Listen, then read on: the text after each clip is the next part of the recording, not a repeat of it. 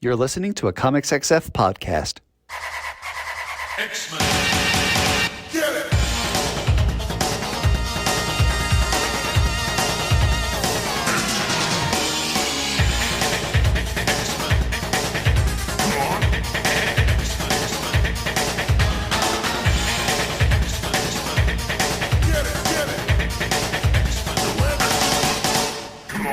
Hey everyone, and welcome to another exciting episode of Battle of the Atom. This is your weekly X-Men podcast where we rank every story from A to Z.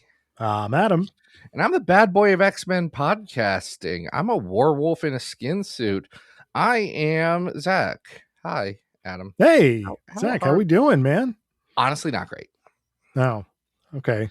Did you get forced to move to LA? Like, what's going on? No, and folks, we're recording on the same day that all that Marvel news came out, and I just want to say my heart goes out to all the employees who are being faced with a truly impossible decision that is very difficult and is not fun for anyone, and that just sucks for them. And that's my entire feelings on the matter. Yeah. I mean, I guess we shouldn't feel too bad for Akira Yoshida getting to move back to Japan, but okay, yes, there's that. So that I'm going to put over here now. I'm going to put that feeling over here. Oh, I'm going to put the other feelings of, I have a lot of empathy for the other 100 people that work there that are generally good people and have been really nice and now have to completely change their lives because that sucks. Yeah, that part sucks. That's not what I'm upset about today generally, though, Adam. Oh, what was it? What is it that you wanted to get into, man? They massacred my boy. Oh, right. Yeah. They did so, it. Folks, spoilers for the fifth episode of... Is it fifth? The fifth one. Yeah. Fifth episode of X-Men 97, which I thought was actually a pretty entertaining episode of television. It was the second best episode of the season from an objective standpoint. Yeah, I mean, I enjoyed it. I got a kick out of it, but they did kill your boy. So sorry. Well, about so that. I said that to a group of friends, and they started just listing characters like, was it this one? Was it this boy? Was it this boy? I was like, okay, now you're being mean to me. No, it was my boy Japheth. Yeah, Japheth bit it.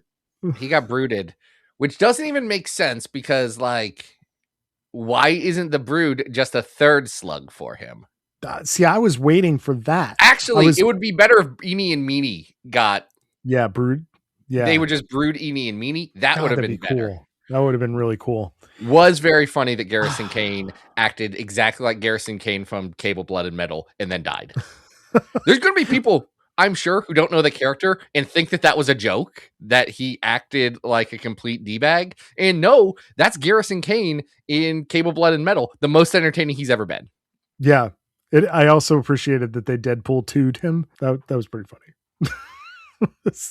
Like, legitimately, I laughed. I was like, oh, man, this guy, whoever's doing this episode, they get it. You have to do that.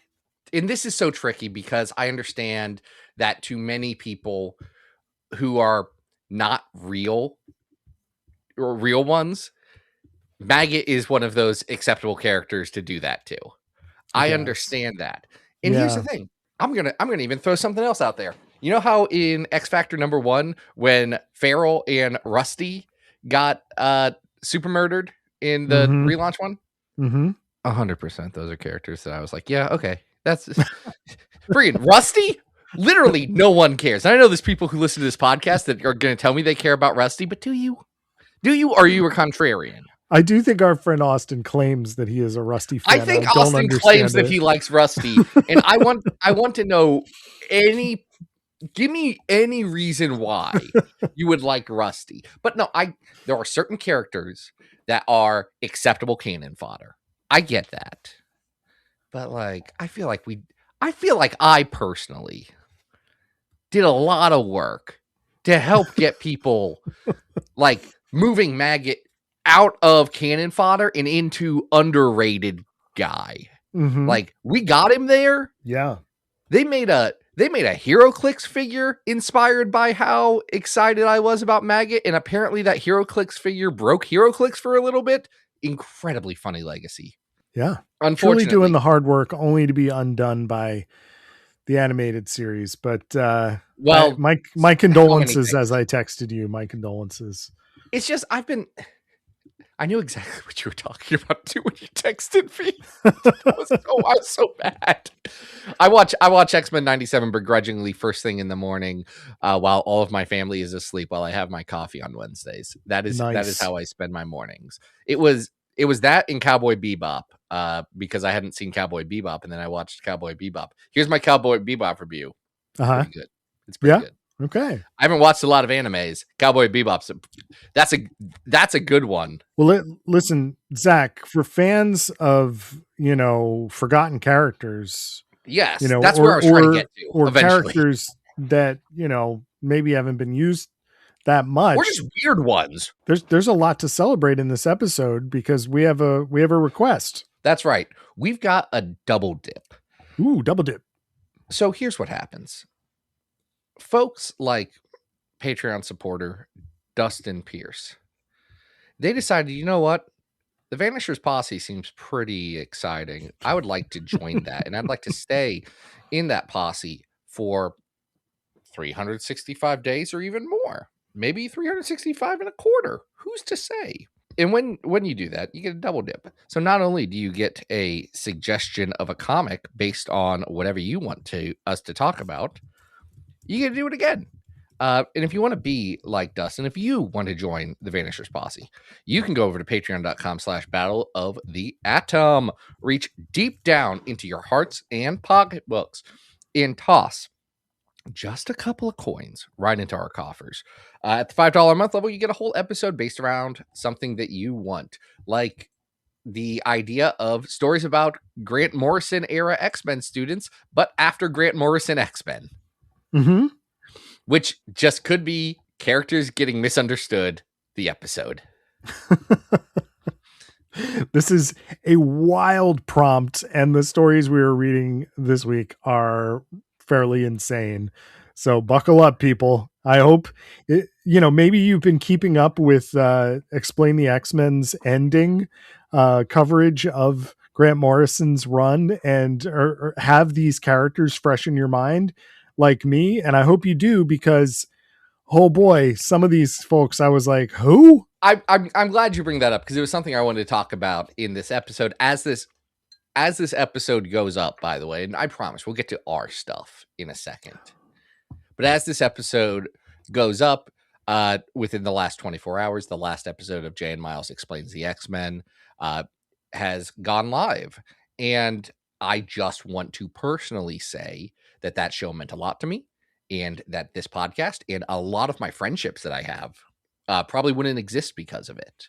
So, you know what? Cheers to them. Glad they're going out on their own terms. And now we're the number 2 X-Men podcast. So we got that going for us, which is nice. Yeah. Kudos, Jay and Miles. I mean, legitimately changed my life. I don't think I would have done Bish and Jubes. I don't think I would have linked up with you and done this podcast. Wouldn't have done Comics XF. Yeah. What folks don't know is that several members of the original Comics XF teams were mods on the Jay and Miles Explain the X-Men Discord at one point or another. Yeah, that too. Yeah. Like legitimately, like that podcast for those of you who may have joined the X-Men community around Krakoa specifically, I don't think you realize that the fact that there was a community to join was directly because of that show. Oh, yeah. And the internet culture that it came up around, and a lot of things, like very special, very important. Sad to see him go. Glad to see them choose to end it. Yeah, no, absolutely. But some things never die. No. Like Grant Morrison characters. Yeah. So we're going to start with a mini series that I frankly don't understand why it exists. We'll get into that in a second. This is Wolverine and the X-Men Alpha and Omega 1 through 4. This is written, unfortunately, by Brian Wood. It is penciled by 2 different pencilers, because we have 2 different scenarios in this book, which we'll get into. Part of the book is illustrated by Roland Bashi, the other by Mark Brooks. Bashi does a lot of his own inks, but we also have inks by Andrew Curry, Jay Leistein, and Norman Lee. Colors by Dan Brown and Rhonda Pattinson, and letters by Joe Sabino. And Zach, I guess that was my first question to you. I kind of was looking at the published dates of this. This miniseries comes out right after like the first 4 issues of Wolverine and the X-Men proper. And it does beg the question, why does it need its own miniseries? This feels like a rejected arc, but it's not done by Jason Aaron. I have to imagine, because I was reading X-Men at the time, but specifically I was reading Uncanny X-Men because the marketing of Choose a Side worked for me. And I was like, well, I'm not going to buy 2 comics. Right. That seemed insane to me to buy 2 X-Men comics. I will just buy this one that says Uncanny. So funny, looking back. But I honestly think a lot of this was to get Quentin Quire over. Like, I think the big push was like, they knew that they were going to make Quire a huge deal. He is the reason Schism happens. Yep. He is the star of Jason Aaron's Wolverine and the X-Men. Like, they are trying to push him. So giving a spotlight series with a not small name creative team. Like, Brian Wood was a pretty well regarded creator at the time. Mark Brooks, his star was still rising, but like, this is getting near the end of his time of doing any interiors, because he's like, well, the page rate's not worth it compared to what I can get on just doing covers. Like, there's a lot here. It's interesting to see this exist. It just seems like a very odd pitch if your goal is to get us to like really fall in love with this character. These are 4 issues where Quentin kind of goes back to like old Quentin a little bit. Oh, okay, so here's the thing. I don't know if everyone's idea was to fall in love with Quentin Quire. I think that if you read this and you read the first 3 issues of Wolverine and the X-Men, and specifically if you read Schism, he really is built up to be an antagonist. That's true. Like, he really is not supposed to be that. And what I think is so interesting about these 5 issues is that it is Brian Wood writing new Quentin Quire, non-Morrison Quentin Quire, but not knowing what that character will be. Yeah. Like, they don't have him figured out yet. So he's still like a counterculture jerk guy, but he is not the Jason Aaron character yet. Like, he is not the hero with a heart of gold yet. Like, he doesn't have a heart of gold yet. Yeah, he hasn't gone to the space casino with his, like, you know, his psychic gun. You know, he's not like silly yet. Yeah, like, he hasn't gotten that far. That's what pushes Quentin Quire over the line, is when they're like, let's just make him kind of silly. Yeah, and people really respond to that. Yeah, the story here for folks who have not read it, and I think I gotta imagine is a lot of folks. Yeah, I apologize. I think I said 4 issues, but you're right. It's 5 issues. It's 5. Is that Quentin would like to prank Wolverine. He's going to come up with this awesome thing to prove that he's this amazing, you know, power. And he basically creates a psychic alternate universe and plunks Wolverine and Armor inside of it, where they don't really know who they are. They're kind of amnesiac, while he stuffs Wolverine in a shed, and I believe he puts Armor in the boiler room and is constantly telling Rachel Summers that he's not coming to class, while he like basically alienates every other kid in the school, even though he's trying to brag about what he's doing to whoever will listen, and nobody will. Here's the thing. It is so odd, his entire plot, because it's like, they want him to be the bully outsider kid, and they want him to kind of learn a lesson, but he can't really grow in this. And then it also seems like it's an excuse for Mark Brooks to draw cyberpunk stuff. I will say, I think one of the things that really falters here for me is that Quentin uses the language of video games to describe what he is doing inside of his head, which seems kind of at odds with his power set. So he keeps describing it as being this, like, you know, every down to the last pixel. And I'm like, that's not really what you do That seems very odd. But here's the thing, Adam. This is what is interesting about this to me. They don't know what he does yet. Like they haven't defined what Quentin Quire is. This is that early. This is like how Batman had a gun for a while. Right, right. This is the early weirdness of like, what is this character now?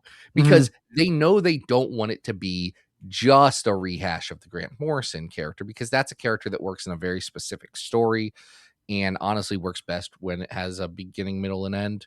But this is comics, so nothing ever ends. So if you're going to bring him back, you have to have him an ongoing concern. You have to give him something different to drive him. I do get the idea of in 2012 having Brian Wood think, well, what's a disaffected youth going to be very into? Video games. Yeah. He's going to really be excited that Halo 4 is coming out soon. He's been playing Black Ops. You know that he's been playing Black Ops. He's got to go to Nuketown and do all of the things to prestige and all that. That's how Quentin Quire operates in Mark Brooks's mind right now. And I get that read on the character. Like it's just not the path they went down. Right. It's a branch that got cut off. Yeah, it doesn't quite align. I mean, and it's so odd to see that he is simultaneously doing basically physical harm to Armor at the same time that he is trying to kind of like flirt with Bling and, you know, have these like weird incel style interactions with other people. And I think that part actually works, you know, this where idea he is a weird incel and the book knows it. And the, you know, the characters he's interacting with are all just like completely unimpressed. They don't want to listen to him. Everyone's telling him, when was the last time you showered? Because to me, that's the worst part of the Quentin Quire that we got, is that he is a love interest constantly. Yeah. He is always a romantic interest for somebody. And it's like, he needs to work on himself, but if he works on himself, then he's not an interesting character anymore. So like, you can't do that, but it's weird for every woman to be in love with him. That's weird to me. And I'm glad that none of them are here. No, it works way better to be like, look at this freaking loser. Here's the thing. This is 2012, so this is pre-Gamergate. This is before we let the friggin' losers ruin everything. We said we got to stop making fun of the nerds, and we were wrong. Yeah. We were so wrong. There was an ecosystem. They were kept in check by the jocks, but got to live better lives long term. But they had to live in fear. That's what we did. And now, look at what look at what's happening right now. There's a non-zero relationship there. I'm not saying it's causation, but there is a deep correlation. Man, this has got to be in relation to your Baja Blast theory. Here's the thing. I feel like Taco Bell was a nerd restaurant, but I have nothing to back that up. It did sell an X-Men comic once. Remember? Well, yes, I very much remember. Thank you for getting that for me. We should cover that on the podcast at one point. See, here's the reason why I associate Taco Bell with nerd stuff. I associate Taco Bell with Mountain Dew Baja Blast, as we all do. I associate Mountain Dew with Mountain Dew Gamer Fuel, the Halo 3 edition from 2007, #finish the fight. Like that is all nerd culture to me. And I understand Taco Bell's for everyone, but I feel deeply. I'm jumping back. I don't know what point I'm making here. I'm just going. I'm just keeping talking, and then I just ran out of track. I don't know. Okay, it's owned by PepsiCo. Like I don't think Yum Brands now, but doesn't matter. Quentin Quire's in this comic. What else happens, Adam? Let's stop talking about Taco Bell, please. He's a dumb incel, and I think that's interesting. It is. I think what also is a challenge for this book is that the alternate reality that he creates, it's very unclear what the rules are. It's very unclear what Quentin was intending for those characters to do, or how they're supposed to escape. You know, at some point towards the end, after Quentin has realized he's made a huge mistake, he ends up beaming into the quote unquote game as this sort of like fascist looking dictator character. It's very odd. Okay, that's fully in line with Quentin Quire. Like, It's not that it's not. It's just the rules of the world that he has created are very unclear. So I'm not really sure what is supposed to be going on when we flash over there, other than the characters Wolverine and Armor remembering who they are as they're in there. I'll also say I like Mark Brooks's art a lot. It absolutely is an excuse for Mark Brooks to draw whatever anime cyberpunk stuff he wants. Like he draws the explosion from Akira on one of the pages. Like that's what he's doing here. He's having fun with it. Roland Boschi's art is challenging. Oh, really? See, I find the Boschi stuff so much more interesting. I will say, interesting, but it's challenging. The one character that I absolutely think that Boschi completely doesn't like, Wood gets the voice wrong, and the way in which Boschi illustrates Rachel is downright like, what are you guys doing? Are you telling me that Brian Wood, the gentleman who gave Rachel Summers a love interest that was John Sublime, you think he potentially does not have a firm grasp on that character? Yeah. His grasp on that character is as loose as Roland Boschi's drawing of her brow line. Because, brother, her hair is so far back as to be disconcerting. See, I don't hate the stylistic choices that he makes.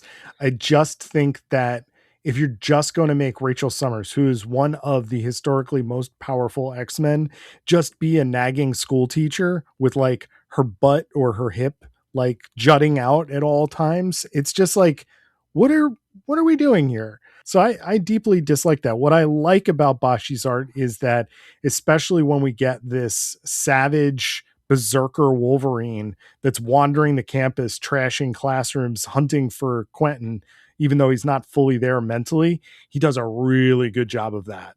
I like that stylistic, implementation of how ragged he looks. I don't hate that. I don't love Brian Wood being like, oh yes, the berserker Wolverine. When he is the berserker, when he lets the berserker out, it's just, he's acting like it's a thing, and it's like, that's not really. It's not a personality. It's not like a split thing, and I know that media has done that in the past, but I treat comics different. I don't expect an adaptation to get everything right. I do have a higher bar for the comics. Yeah. Like, no, you can get it right. It's your job. That's what makes the comics special, is that freaking weirdos like me can do a podcast about it and be like, here's all the continuity things that you got wrong, you stupid idiots. Do you not even know? Do you not know how Quentin Quire's powers are going to work in 5 years? You fools. Yeah. Get out of my town. So I do think the conclusion of this story is much more in line with what Aaron was doing with the book, because Wolverine is not just going to like, hey, I'm going to lock Quentin Quire away or do whatever. His punishment is to go to school and be a better person. So that part works for me. It's pretty much the rest of it. I just don't link up with this story. It doesn't line up for me. Here's my question about this story. Yeah. We're talking about Quentin and Wolverine, but there is a third major character in this, and that's Armor. Armor is trapped in there with Wolverine. What does Armor do? Nothing. She's the Japanese character for the anime plots. Yeah. Look, that's what it is. Mm-hmm. Sucks. Yeah. She has a cool design, though, and Mark Brooks draws the heck out of her. There's a cover of what, like issue 3, I think it is. Oh, where she's kind of just Armor. standing there. That's pretty good. They may not have made a better picture of Armor ever. It's pretty good. Very good. Armor, I feel like the best Armor story is yet to be told. Mm-hmm. And like, I think at some point Armor will really get over. Like, she's too central in too many things not to. That would be great. But the best Armor story has been told. Peach Momoko just did it. Never mind. I forgot. No, that's not 616. That's yeah, but like, she's an interesting character and looks super cool there. So yeah. Anyway, we should rank this thing. Yeah, let's take a look at this and rank it on our big old list. Yeah, that's the thing, folks. What you don't understand about this podcast, or perhaps you do, is that we've been ranking every X-Men story from best to worst since the dawn of X, or at least the dawn of time. We've actually been doing it since before the dawn of X, if you can believe it. It's true. We've ranked 1,182 different X-Men stories from best to worst, with the best being the House of X Powers of 10, which, again, pre-Dawn of X. Who knew? Number 300 being Larry Hama's Sabretooth.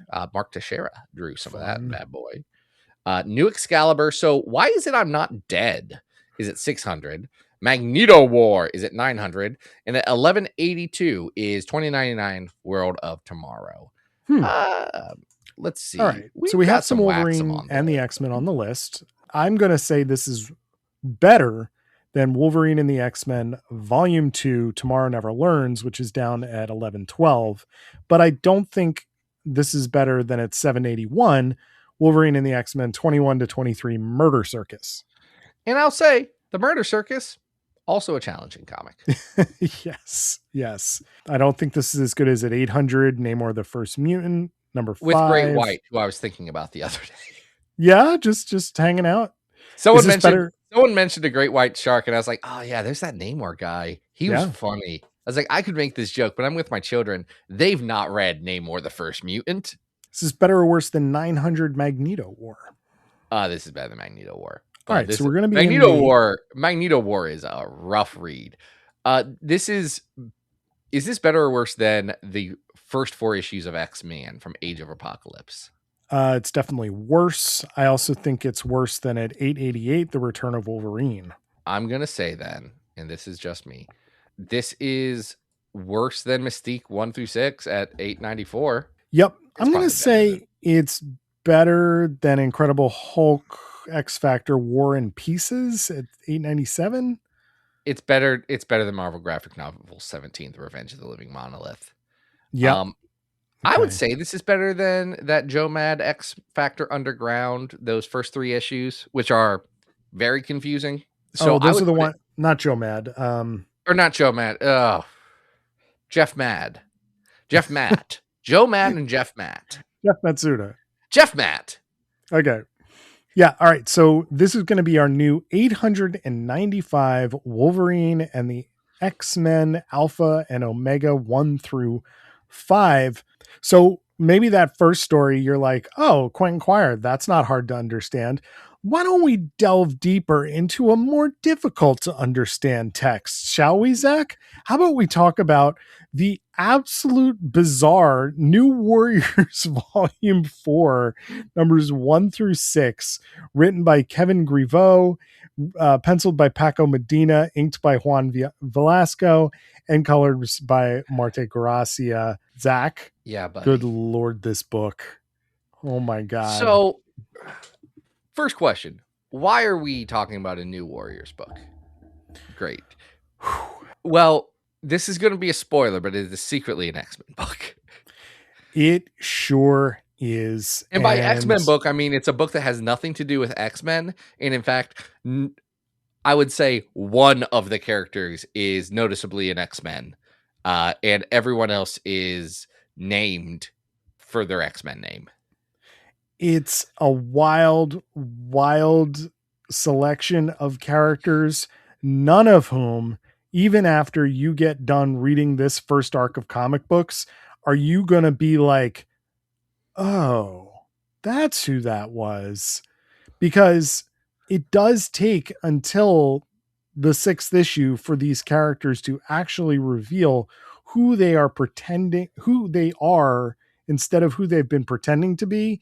And even after they tell you who they are, you're still not necessarily going to either recognize or remember them. So let's talk about the team here. Yeah. Let's talk about the team. This is the New Warriors. So of course you've got Night Thrasher. Right. Which Night Thrasher is this, though, is a central mystery of this book. And it will turn out, spoiler alert, that it is the original Night Thrasher's brother. Yes, it is. Danielle? Is Danielle Taylor. Now, here's the thing. I'm not a New Warriors guy. No, me neither. I've never even tried to be a New Warriors guy. Like, it just feels like something that I would not be able to get into. And I like Fabian Nicieza. Sure. But like, it is my understanding that Danielle was a ongoing villain antagonist in the original volume of New Warriors. So for the New Warriors fans out there, I'm sure there are connections. And in fact, I've read this full volume. it is unreadable to people who don't have a deep understanding of New Warriors continuity at a certain point, because it gets very into Donnell Taylor's backstory. Yeah. So for folks who don't know, this is the team of New Warriors. It's Night Thrasher. It's Wondra. It's Blackwing. It's Tempest. It's Longstrike. It's Phaser. You got Ripcord. You got Decibel. And you got Skybolt over here. And you know Renaissance does join the team later, but her civilian persona, Sophia Montega, is a central character in this. Now, this comes out in 2007. Adam, what important thing also came out in 2006, 2007? Probably the most consequential Marvel comic. I mean, this is coming off the heels of Civil War, correct? Coming off the heels of Civil War, which was started because the New Warriors were disrespected by Marvel Publishing. Some would say, I don't care. And were reality TV show stars who then got blowed up by Nitro and caused the inciting events of Civil War 1. I just want to jump in here and let you know that Anna and I have been playing Ultimate Alliance 2 on the Wii. Based on Civil War. Which is based on Civil War and does feature that scene despite you not being able to play as any of the New Warriors. Because they get exploded. Yes. Yes. Specifically, Night Thrasher, Night Thrasher, Nova, Microbe, and Namorita get exploded. Speedball survives. And again, we all know what happens to Speedball. Oh, yeah. We fought him. We fought Penance. You fought Penance? It's ridiculous that you get to fight Penance in that game. So stupid. It is so beautiful that you get to fight Penance. Does he have his cat with him? No, he does not have the spiked cat, but he doesn't have the penitent. He doesn't have Peacat, the penitent puss. No, but for listeners, I have to be so clear for folks who are saying this. Peacat, the penitent puss is a joke that they were making about how stupid it was that he became Penance. Continue. Yeah. Well, do people know that Speedball like dressed up in a spiked costume that was constantly hurting himself as he felt guilt about the death of the New Warriors? It had 612.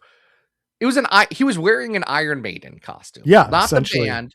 He was wearing an Iron Maiden that had 612 spikes in it that caused him pain. And 60 of those spikes were continuously stabbing inside of him to feel the constant pain of the 60 children who died in the Stamford, Connecticut disaster.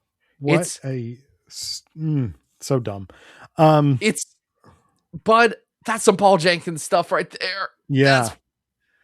Now Penance is not in this book, and you said a lot of names. So there is this. You recognize these names, of course, right? I recognize none of these names. They are a new version of the New Warriors with a fancy graffiti, tagging different buildings, and they're doing stuff. They're saving people. They're being superheroes, but it turns out that none of them actually have powers. They are all wearing super suits that have been provided to them by Night Thrasher because the team is essential and his fun kid sidekicks, who definitely appear Grace a lot and Kaz. Where'd they come from? Nowhere. And they've not been seen since this. It's very bizarre. And the reason that all of them need super suits is because they are all depowered M-Day mutants. Which is why Sophia Montega, that name may seem familiar if you're a freak who likes the bad new X-Men Academy X stories. Because that's Winddancer. Yes, Winddancer is our POV character here, despite the fact that she does not actually join the team in this arc that we were talking about called Defiant. She joins in the next issue. Yes. Or the next arc. Like, she's about to join. She is recruited by Wondra, who is Adam, of course. God, are you mad about Wondra? Wondra sucks. I hate this so much. Okay. Zach. I hate a lot of it. Yeah. The fact that she wears sleeves and on her sleeves says the name Wondra does That's something Jubilee would do. And I know that because I've looked at her earrings. Wondra is Jubilee. She is wearing a full body super suit and has these like electric powered armband things, gauntlets that she wears. I despise this. She looks very stupid in just this orange and white looking costume with goggles. When Paco Medina is a real mixed bag for me. A very talented artist who I generally like and enjoy, but every once in a while he draws characters off model, like in a way that I find really disturbing. The scene in which you're describing Jubilee trying to recruit Winddancer, he basically draws Jubilee with like the biggest breasts of like any superhero that has ever been on the page. This isn't even the most problematic time that Paco Medina drew Jubilee with massive honkers. Like, Paco, like, come on, man. He does it all the time. What are you doing? I mean, he's doing Paco Medina stuff. Like, that's just, I hear you. You're not wrong. I have come to accept it. Like, I'm not accepting what I was. I reject it. I reject it. I can't fight this comic. I know what Paco Medina is going to do.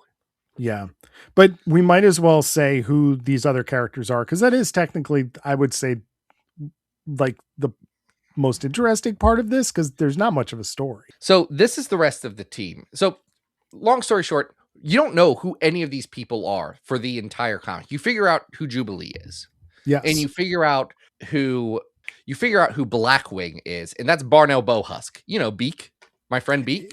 It's Beak, who is, and he's hot now. A handsome devil.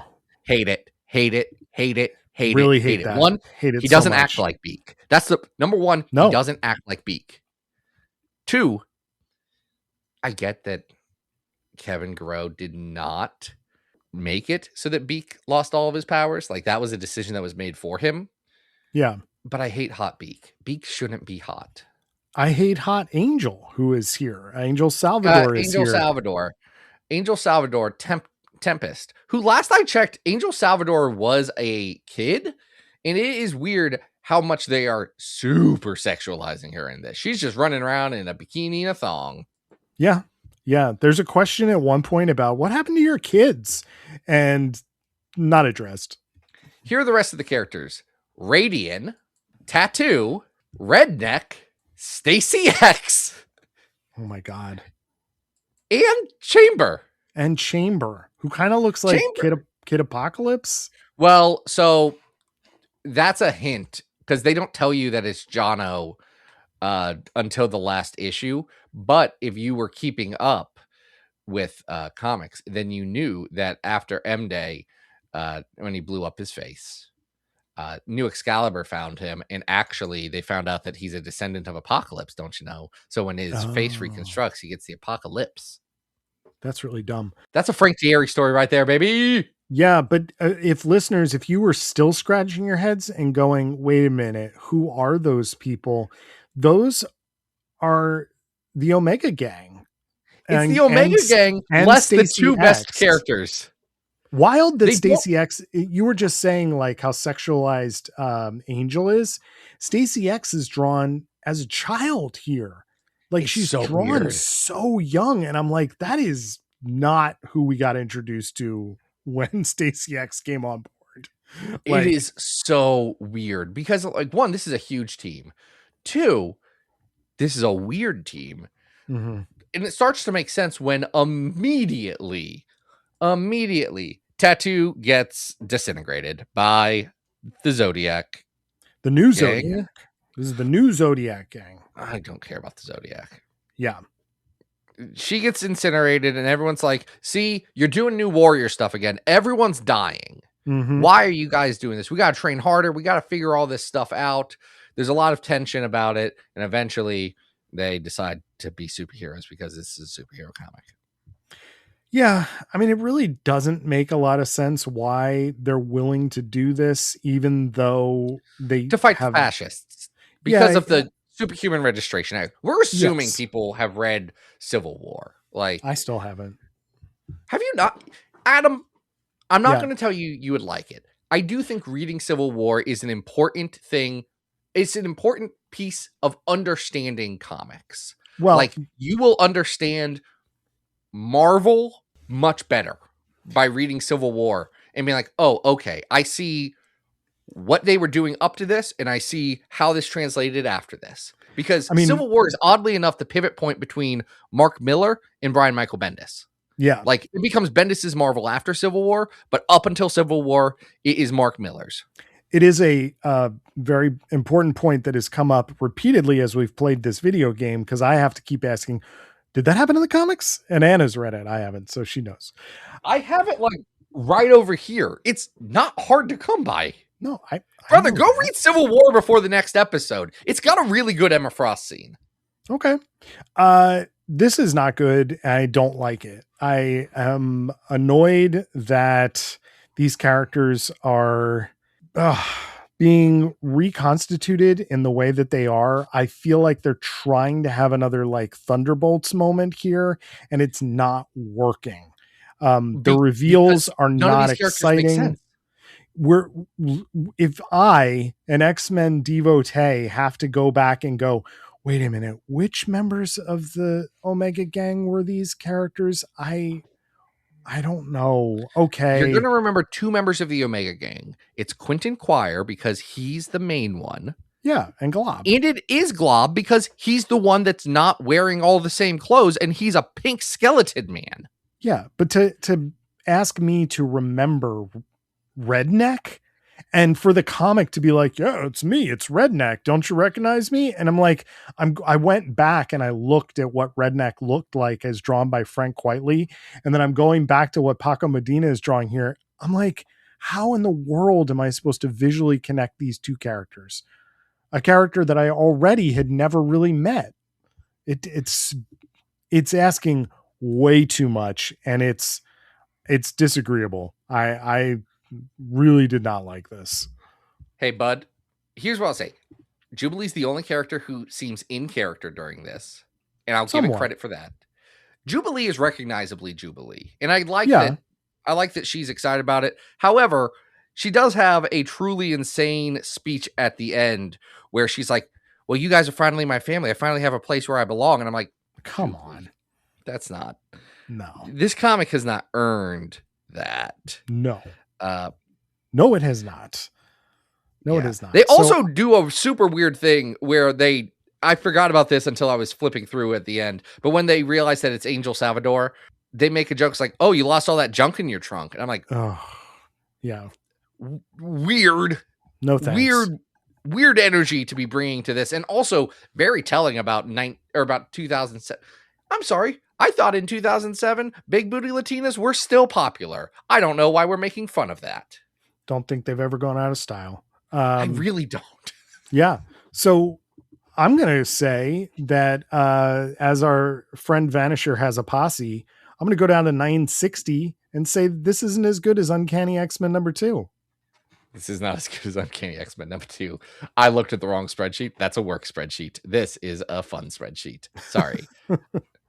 I have too many spreadsheets open because I don't want to lose my spot. How do you feel about it compared to X-Men Green at 927? Oh, it's definitely lower than that. I think it's lower than 960. The Vanisher. At 1,100 is Typhoid Fever. Is it better or worse than Typhoid Fever?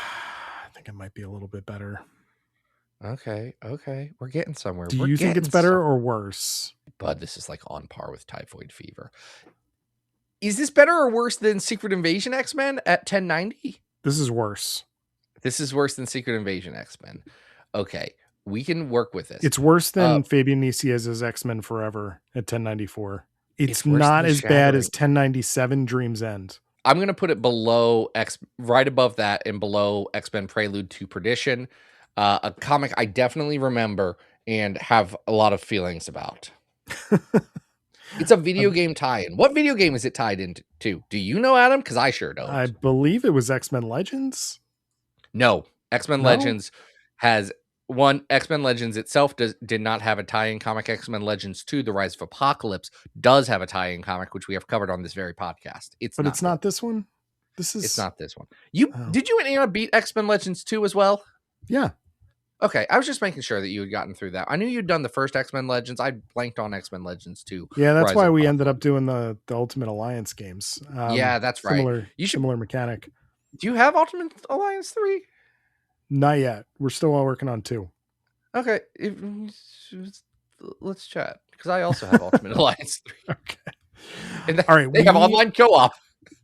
We are going to talk about a few more Morrison era characters here, but especially one in particular with our last story this week. I have to say one thing about X-Men Ultimate, or I have to say one thing about Marvel Ultimate Alliance 3 because it will never come up again, and I have to get this on record. Yeah, that is the only video game, to my knowledge, that has a explicit reference to Age of X-Man. Okay. That's why the X-Men that were DLC were not available for the main missions of the game, is because they were doing Age of X-Man. Age of X-Man or Age of X? Age of X-Man. Oh, okay. It came out like right after Age of X-Man 2, which was wild. All right. Also wild is this last story this week. We are talking about New Mutants Volume 4. This is issues 31 through 30. What is it? 34? 33. So it's a 3-issue arc.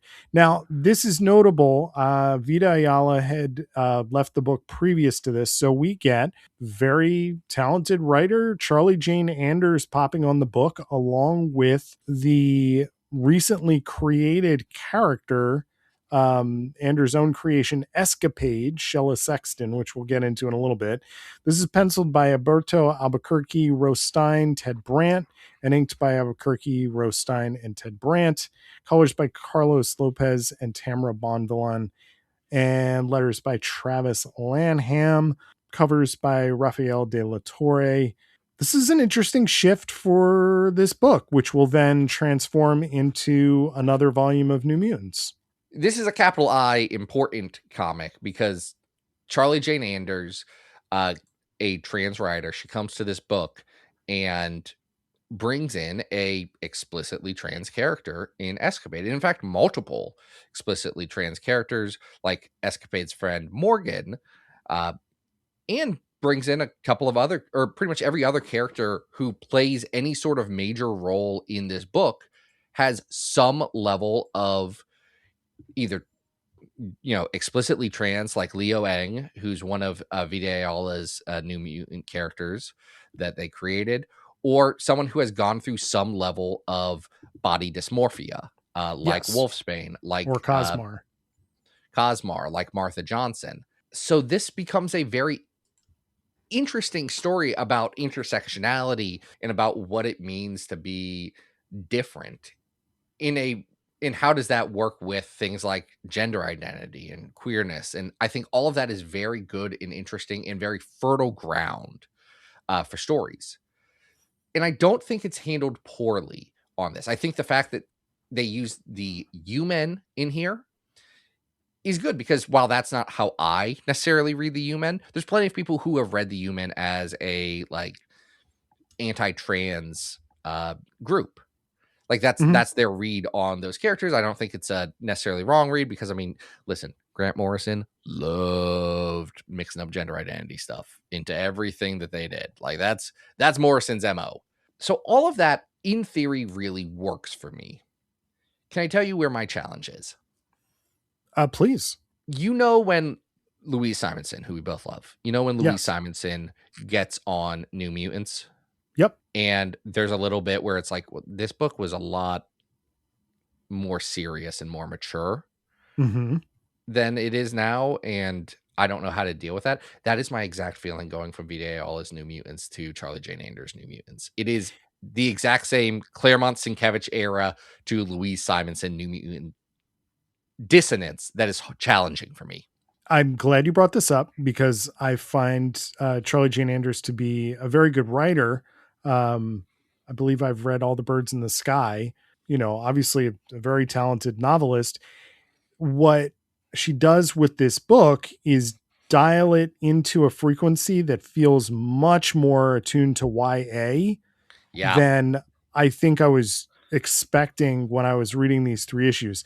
Now, this is doubled on by the artwork. The artwork is going to go from, we're used to Rod Reese drawing these pages, and now we have Albuquerque who's doing a much more cartoony style, down to, I don't know which one of the artists does the faux Charles Schultz comic strips. It's Rowan Ted. It's okay. Yeah.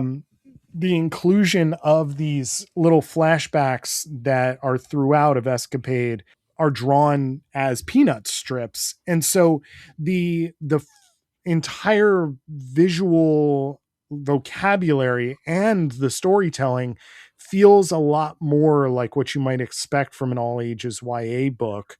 This is essentially a direct sequel to the Marvel Voices Pride story. I believe we've talked about it on here before. Mhm. And so if you've not read that, you may also We have not talked about that Marvel Voices Pride story. We've talked about the Somnus one. Right. We talked about the Somnus issue. But regardless, you're doing a little bit of catching up. And honestly, I think Anders does a good job of reintroducing this character, introducing the world. I find Escapade to be a really interesting character with the body swapping power and everything. I will say, I find the automatic addition of her buddy Morgan and their new cute pet flying turtle Hibbert and a new lineup of characters, right? Because the lineup of the team has changed a little bit. We've got Leo Eng here, Wolfsbane. It's not, and Sarabella, Martha Johansson, who we'll get into. That's really the other focus of these stories that I think is a little more successful here. It's just a lot of new, and it's asking a lot to just be on board with immediately. I think that's the thing. This comic is asking a lot from a very structural standpoint. You mentioned Sheila's powers of body swapping, but it's not just body swapping. You switch abilities and sometimes places and sometimes looks. It is confusing enough that she switches with somebody, but possibly everyone sees her as that person, but sometimes not. And the art is very inconsistent and unclear about, like, what does she look like at this exact moment? The character with her mind, who are they on page? That's not clear. Right. And because the art presents her as Escapade so that we can keep track that she's Escapade, but that's not what the other characters are seeing. And this gets even more when it doesn't present her as Escapade and it presents her from the POV of the other characters. Right. Which can sometimes happen on the same page. Yeah. And we even get into a situation where she double body swaps, so it gets a little bit mixed up. I don't hate to keep track of. I don't hate that. In fact, I do think that there are 2 simultaneous storylines going on here. One is Escapade is trying to avoid a fate that Emma Frost revealed to her as read by destiny, that her best friend is going to die by falling off the roof of this building that the U-Men own and have abducted them into from a publicity, like, PR statement thing. And the other one, which I find much more interesting and compelling, is now that Martha has a body and is dealing with that, right? Having corporeality and enjoying it and never wanting to go back to being a brain in a jar, is reconfronted by John Sublime, who wants to put her back in that fishbowl. That part, that I think works a lot better, because I think that Martha's specific fears work well. I think the design is one of the cool RB Silva future Powers of 10 designs, which I don't know if it was Vita or Rodriguez or whoever made that decision to put Martha in that body, I think is super cool. I think that's a great decision, works really well, because they've tried to give Martha a body several times. There are very few things that are as cool visually as Brain in a Jar. Yeah. And this is one that does work pretty well as a good visual thing of, like, hey, this is still a visually distinct, interesting character.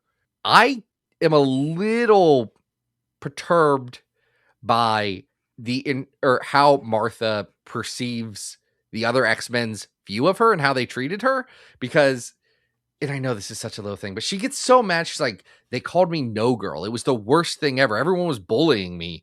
And in a very meta sense, no, they didn't. Not until later when people got it confused that Grant Morrison was making a different joke. And then people didn't get that. And then, frankly, was confusing in Here Comes Tomorrow. I'm not going to disagree that I get why people got confused by that. But, like, that's not what they did. Also, I've read a lot of stories about Martha Johansson, where Martha Johansson could speak and had internality and all this stuff before this moment.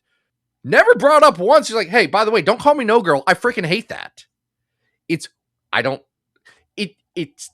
such a tiny little thing, but it is jarring to me in this comic because it is a repeated no. It's not just like a one-time thing. It is like her second most defining character trait. It's like, look, I was stuck in a jar. Look at how horrible I was treated. They called me no girl. I'm like, the bartender's name is Blob because he's a big fat guy. Like, you've got worse problems, Martha. Like, that's what you're lasering in on. I do think it's really interesting that Anders uses the sort of data pages in the same way that like a Diary of a Wimpy Kid or a Jedi Academy might use some of the ancillary stuff like text messages or emails, or in this case, you're deriving a lot of that information from these like little self-help forms that she's being asked to fill out by Danny. Which is carried over from the Vita Aeola New Mutants. Yeah. And I really like that. Like as a bit of continuity between the volumes, I think that's a really sharp, like quick way to get inside these characters' heads. Like I think the concept works well. I have oddly specific and frankly stupid annoyances with that, with how it's actually executed. Yeah. I think if this had involved less of the fate of Morgan, which frankly, I don't think a lot of New Mutants readers are going to care too much about. I'm not invested in that character yet. Right. It's a brand new character. We're being told that this is a very important relationship to a brand new character that we are just meeting for most of us for the first time, or only reading for the second time if we read that Pride special. So that part I think is a little more wonky. How did you feel about the return of John Sublime? I think the U-Men are very interesting. I don't think John Sublime's ever been interesting. Oh, see, I find John Sublime to be particularly interesting, but I didn't find him to be much more than just sort of like a cackling. That's the thing. He's just kind of here. He's just kind of there. Yeah. And that's not my vibe. Like, give me something more to the character. He doesn't have the same edge. He's wanting to do the same thing as the Grant Morrison story. Right. In this. That's what he's doing. It is a reheating of that. But John Sublime's interesting when it's like, also he's a sentient bacteria who's 1 billion years old. Yeah. But none of that stuff is even like really in this. And like, I'll say at it's the same time, up. It's brought up at the same time that this is coming out. Marauders by Steve Orlando is coming out, and that book has problems. Mm-hmm. But the problems are, and never have been, Steve Orlando's being super weird about continuity, specifically Grant Morrison continuity, and be like, we're going to get into the weird stuff. Like that is more spiritually in line with what I want from John Sublime than this is. And I think that's a bit of an interesting note on there this. Was an editor's note in here. Go read Marauders if you want more weird Sublime stuff. So I'll say the one thing that throws me off, we talked about the tone a little bit at the start, but this is a lot more humorous of a book, and it's very Tumblr core humor. Oh, with all the fanfic references and like who has what headcanon for these characters that we don't know from. And Morgan's powers is to turn a very specific amount of things into chocolate. Like, it's just like, yeah, it's silly. It is a silly book, and silly can work, but silly does undercut stakes. Mm-hmm. Like, that's the balance that you have to draw. Is you can have humor, but when it becomes, this is a cartoon, that's fine. But people don't die in cartoons. Like, I'm not worried about that. I don't have those same emotional hooks in me. And I think I think there's a way to tell a story with these characters that can work and be very emotionally resonant. But I think this one trips over its own feet.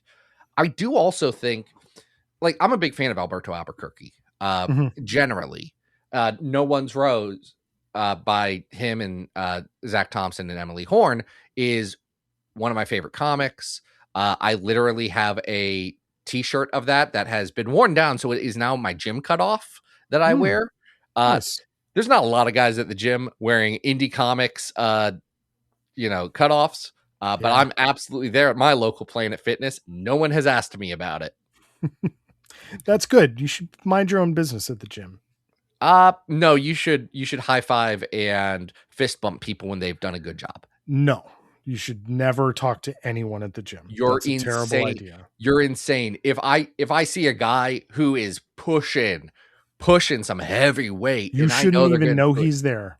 But everyone does. Everyone does. You say, looking strong, big dog, and then you just walk on with your day. Slap some butts in the locker room. You're in good shape. That's how you spend time in the judgment-free zone that is Planet Fitness. That's Zach, how you interact. Zach, I joined a gym. You joined a gym? Yeah. So I'm in the judgment-free zone now too. Let's go. We're going to talk about our routines later. I'm so excited. I don't have a routine. I don't get excited. Adam, do you want me to send you a routine? Sure. I won't. I have an app. You can send it to me. I'm going to send you some stuff. This is Zach's. How did we get onto this? I don't remember. Because I wear. Anyway, long story short, I wear a shirt, Albuquerque shirt, and I say that to say I feel like Albuquerque isn't at his prime on this because mostly he's drawing corridors and like he's very good at environmental storytelling. But this is a lot of characters running through a corridor that you would have in a low budget TV show. Sure. And everyone wearing the same costume. I think he does some really good emoting in this, but it doesn't give me exactly what I want. Sure. I would say technically, like just from a craft perspective, this is done pretty well. Yeah. I think I'm bumping up against some of the sort of sillier, goofier aspects of this and hey, you need to immediately adjust to all of this new information and all of this new stuff. We're bringing a lot of baggage of our own to this comic. Exactly. I think if I'm willing to meet it where it is, I think it's pretty well done. I think it is successful for what it's trying to do. The question is, I'm not sure if that's what I wanted this book to do at this time. Exactly. It feels like it took a book that I really loved and became something different that I think is okay. Yeah, I think that's fair. So I think this is kind of a tricky thing to rank because I don't think this is bad by any means, but it's also not one that I'm immediately going to want to revisit. Is it better or worse than Wolverine and the X-Men 37 to 39, where those kids go to the school and then Wolverine and Cyclops fight in a S.H.I.E.L.D. place? That's at 500. I'm actually going to say no, it's not better than that because I think it's got lower. Some good stuff and Pepe Larraz art. But I agree. Like at 600 is New Excalibur 6 through 7. So why is it I'm Not Dead? Mm-hmm. I don't know. Like below that is Cry Havoc from X-Men Blue and then Legion of X. Like I think we're kind of in that same ballpark. Yeah, I do think we're better than Legion of X. Where is Legion of X? It's at 602. 602. Okay. 599 is that Excalibur Genosha arc where they fight the Sugar Man. Oh, right. 598 is Ultimate Wolverine versus Hulk. I think this is like weirdly on par with the Eric Larson collector arc of Wolverine at 594, like just a different sensibility being brought to a book, Yeah. But I don't think it's as good as True Friends, even though that's at 593. Yeah. I'm not the biggest True Friends person, but I still think that's better. Here's where I think is a very interesting comp. Generation Hope 13 through 17, that is another story where Martha gets a new body. Yeah, that's true. She gets a body from Kenji. And also, Sebastian Shaw is a good guy. For this Sebastian Shaw thing, I'd say this goes above it. All right, but is it better or worse than Uncanny X-Men 142 starring Man-Thing? I give the edge to Man-Thing. Yeah, brother, I'm sorry, that's a Chris Claremont X-Men comic. It's going to get the edge in just about every competition.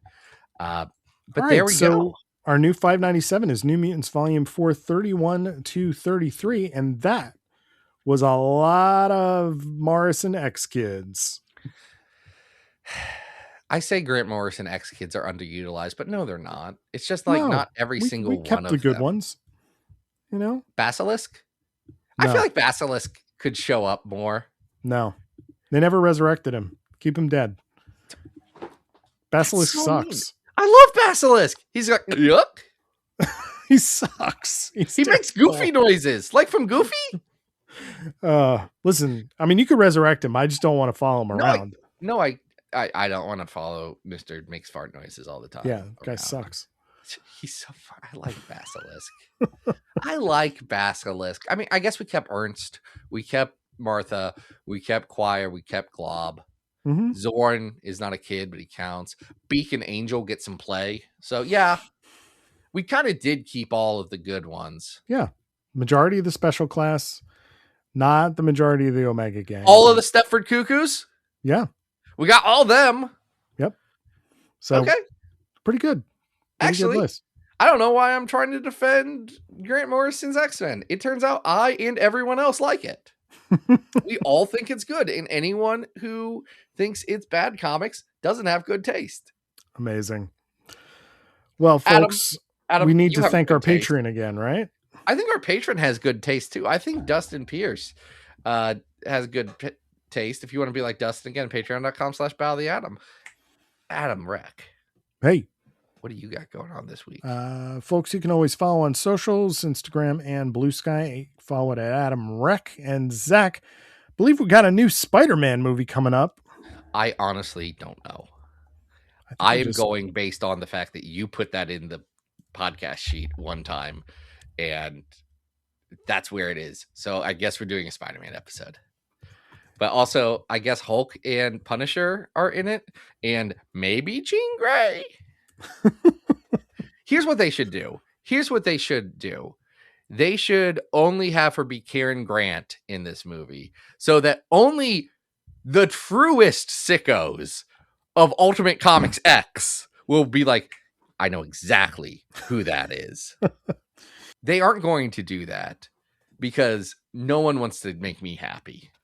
But she can just be a different person. She doesn't have to be Jean Grey. We don't know. We're going to find out. I mean, our episode will come out before the movie, so we're just kind of getting everybody. And I'm going to be honest, I'm not watching that movie until it is on Disney Plus. It's not. Do you know the last time I saw an MCU movie in theaters? It was the Black Panther 2, Wakanda Forever. Okay. I watched that in theaters. And then before that, it was the last time they did a Spider-Man. And that's because my son wanted to go. Nice. But until then, folks, this has been Battle of the Atom. We hope you survived the experience. Get it!